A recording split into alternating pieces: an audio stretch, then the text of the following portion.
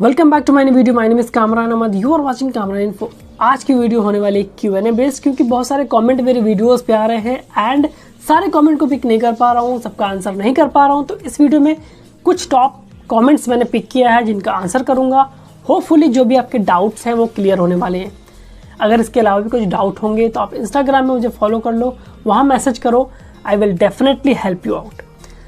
तो आने वाली वीडियोज़ के लिए, आने वाली जॉब के लिए, कंपनी से रिलेटेड, जॉब से रिलेटेड, इंटरव्यू से रिलेटेड वीडियोस के लिए चैनल को सब्सक्राइब जरूर करना। वीडियो स्टार्ट करते हैं, देखते हैं 1 बाय 1 क्वेश्चन और उसका आंसर देते हैं।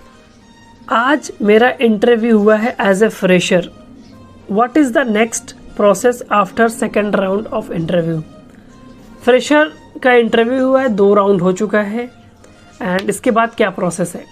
मोस्टली इंटरव्यू जो जनपैक में होता है या किसी भी कंपनी में होता है वो 3 राउंड होता है। एक रिक्रूटर होता है, एक रिक्रूटर का राउंड होता है, एक HR राउंड होता है, दूसरा आपका जो होता है वो मैनेजर के साथ होता है। तो अगर आप मैनेजर राउंड क्लियर किए हो या आपका दूसरा HR के साथ हुआ है राउंड, तो एक राउंड आपका मैनेजर के साथ होगा। अगर आप मैनेजर के साथ, आपका जो ऑपरेशन मैनेजर होते हैं वो सेकेंड राउंड आपका लिए हैं, तो उसके बाद आपको सिलेक्शन का मेल आएगा या रिजेक्शन का मेल आएगा। उसके बाद कोई इंटरव्यू राउंड नहीं होगा। जो लास्ट इंटरव्यू राउंड होता है वो ऑपरेशन मैनेजर के साथ होता है, जिसके बाद कोई इंटरव्यू राउंड नहीं होता, वही आपका लास्ट इंटरव्यू होता है। अगर आपका मैनेजर के साथ हुआ होगा देन आप एक्सपेक्ट कर सकते हो रिजेक्शन या सिलेक्शन। आप कॉल कर सकते हो अगर रिक्रूटर का नंबर हो, HR का नंबर हो, कोई मेल हो। अगर आपके पास रिस्पॉन्स नहीं आता तो आप कॉल करके पूछ सकते हो कि क्या स्टेटस है, लाइक सेलेक्ट हुआ या रिजेक्ट हुआ। आगे क्वेश्चन की बात करें हम, इन दिस वीडियो मैंने कोई वीडियो बनाई थी, उस वीडियो में मैंने बात किया सिर्फ कॉमर्स बैकग्राउंड वालों की। तो यहाँ पे कमेंट है कि in this video you just talked about commerce graduate, if possible please make a video और for any graduate how they can enter into जनपैक। अगर कोई कॉमर्स बैकग्राउंड से नहीं है तो वो जनपैक में कैसे इंटर कर सकता है? BA किया हो, BSc किया हो या कोई भी अदर एक्सट्रीम से हो, बट वो कॉमर्स बैकग्राउंड से नहीं है, तो वो जनपैक में कैसे एंटर कर सकता है और किस प्रोफाइल के लिए अप्लाई कर सकता है?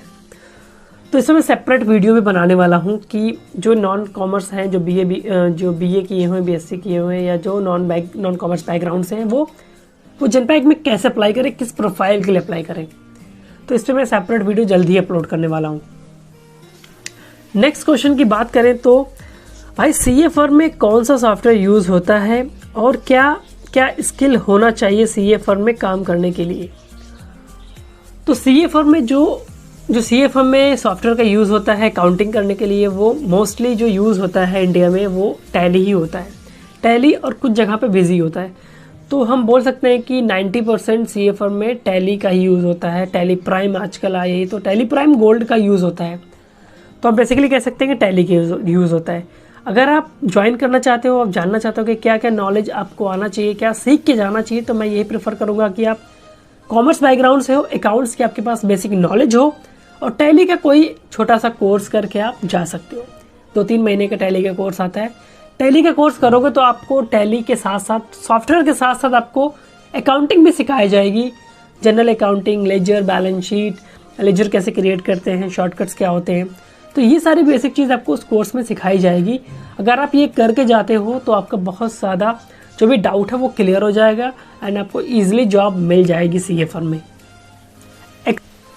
इसके बाद एक क्वेश्चन है कि shall company provide department change और transfer opportunity to the customer.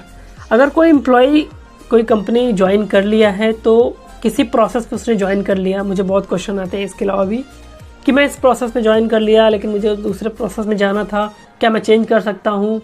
या मैंने नोएडा में ज्वाइनिंग मेरी हो गई, क्या मैं गुड़गांव शिफ्ट हो सकता हूँ? तो लोकेशन चेंज के लिए या प्रोसेस चेंज के लिए मुझे बहुत सारा मैसेज, बहुत सारे कमेंट आते हैं। तो इस वीडियो में मैं यही बताना चाहता हूँ कि अगर आप इंटरव्यू दे रहे हो किसी प्रोसेस के लिए, किसी लोकेशन के लिए, और इंटरव्यू के टाइम आप बात नहीं करते हो कि मुझे चेंज करना पड़ेगा या चेंज करना चाहिए या लोकेशन मेरे लिए सही नहीं है, तो उस टाइम अगर आप बात नहीं करते हो, आप इंटरव्यू दे लेते हो, क्लियर हो जाता है, ज्वाइनिंग कर लेते हो, फिर आप सोचते हो कि क्या मैं लोकेशन अब चेंज कर लूँ या प्रोसेस अब चेंज कर लूँ, तो उसकी क्या पॉसिबिलिटी है यहाँ पे? सबसे पहले हम लोकेशन की बात करें तो लोकेशन आप चेंज कर सकते हो, ये पॉसिबल है, बट उसके लिए कुछ चीज़ें हैं जो आपको देखना पड़ेगा। लाइक आप किसी प्रोसेस में गए हो, किसी बैंकिंग प्रोसेस में हो, किसी इंश्योरेंस प्रोसेस में हो, किसी पर्टिकुलर प्रोसेस को हम ले सकते हैं, किसी प्रोसेस में हो आप और आप नोएडा में ज्वाइनिंग किए हो बट आपको गुड़गांव में शिफ्ट होना है। तो पूरी टीम आपकी नोएडा में है, नोएडा में जॉब करती है और आपको नोएडा वाले जो भी मैनेजर हैं, जो भी मैनेजमेंट है, आपको नोएडा की टीम में हायर किया है।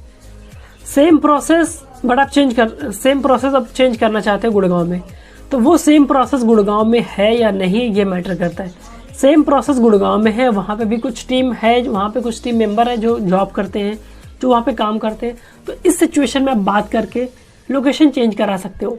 बट अगर आप किसी भी प्रोसेस में हो, वो प्रोसेस किसी अदर लोकेशन पे है ही नहीं, सिर्फ एक ही लोकेशन पे हो जहाँ पे आप जॉब कर रहे हो, तो ऐसे सिचुएशन में आप लोकेशन चेंज नहीं कर सकते हो, क्योंकि आपको आपके टीम के साथ ही जॉब करना पड़ेगा। अब बात करें प्रोसेस की, तो जिस प्रोसेस के लिए आप इंटरव्यू दिए हो, जिस प्रोसेस के लिए आप हायर हुए हो, उसमें आपको मतलब कंफर्टेबल फील नहीं हो रहा है, आप चेंज करना चाहते हो, तो ईजिली आप चेंज नहीं कर पाओगे। या तो आपको कंपनी चेंज करनी पड़ेगी, या रिज़ाइन देना पड़ेगा, या छोड़ना पड़ेगा। अगर आप सोचते हो कि इंटरनली मैं चेंज हो जाऊँ, तो इंटरनली जॉब मूवमेंट का ऑप्शन आपके पास है, बट उसके लिए टाइम पीरियड है। मिनिमम जो मेरा एक्सपीरियंस कहता है वो मिनिमम 1 ईयर आपको सेम प्रोसेस में 1 ईयर आपको देना पड़ेगा। उसके बाद आप अपने मैनेजर के लाइक एग्री, अगर मैनेजर आपका एग्री होता है तो उस बेस पे आप प्रोसेस चेंज कर सकते हो, आईजीपी ले सकते हो। इंटरनल जॉब पोस्टिंग होती है, 1 साल के बाद आप ट्राई कर सकते हो, ले सकते हो। उससे पहले मुझे नहीं लगता होता है। अब बात करते हैं नेक्स्ट क्वेश्चन की।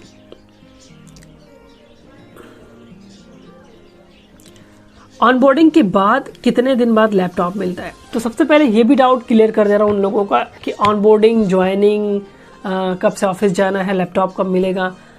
तो आपका इंटरव्यू क्लियर होता है, आप डॉक्यूमेंटेशन करते हो, डॉक्यूमेंटेशन के बाद आपका ऑफर लेटर आता है, या ऑफर लेटर के बाद डॉक्यूमेंटेशन होता है। ये प्रोसेस कंप्लीट करने के बाद आपकी ज्वाइनिंग होती है।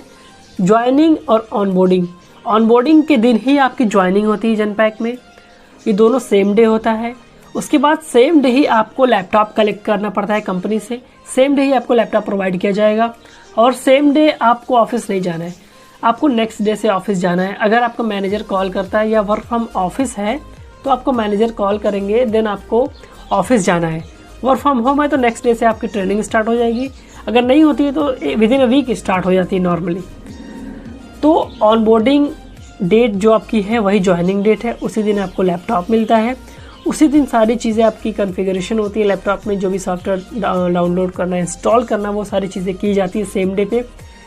सेम डे आपकी ज्वाइनिंग हो जाती है, सेम डे लैपटॉप मिल जाता है, और सेम डे से आपकी सैलरी भी स्टार्ट हो जाती है।